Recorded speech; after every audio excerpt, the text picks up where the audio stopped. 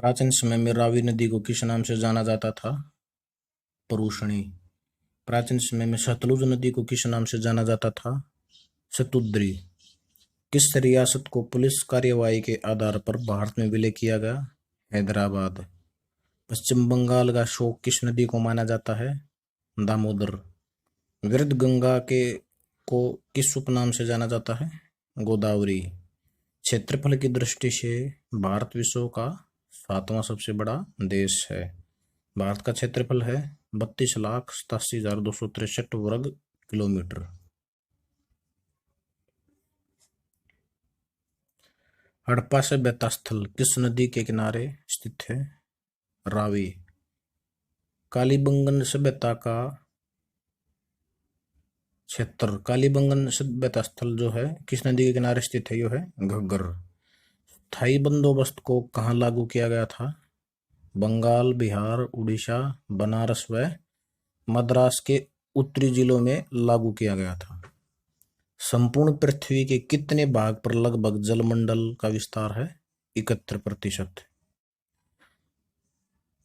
भारत में स्थानीय स्वशासन का पिता किसे कहा जाता है? लॉर्ड रिपन को।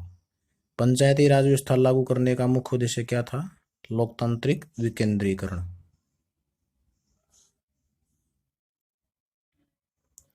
चन्हुदड़ो सभ्यता स्थल किस नदी के किनारे स्थित है? सिंधु। मोहनजोदड़ो सभ्यता स्थल किस नदी के किनारे स्थित है? सिंधु। किस रियासत को जनमत संग्रह के आधार पर भारत में विलय किया गया? जूनागढ़। बिहार का शोक किसे माना जाता है? कोसी नदी को। चीन का शोक किस नदी को माना जाता है? हुआंगहो नदी या पील नदी। नील नदी की देन है मिस्र।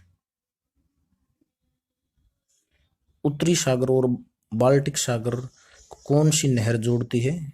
कील नहर। वोल्गा डोन नहर का संबंध किस देश से है? रूस। लाल सागर तथा भूमध्य सागर को जोड़ने वाली नहर कौन सी है? स्वेज नहर, मिस्र। कैरिबियन सागर और प्रशांत महासागर को जोड़ने वाली नहर कौन सी है? पनामा नहर। स्वेज नहर का निर्माण कब हुआ? 1869। मन्नार व बंगाल की खाड़ी को कौन सी जल संधि जोड़ती है? पाक जल संधि।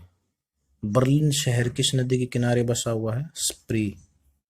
इटली का रोम शहर किस नदी के किनारे बसा हुआ है?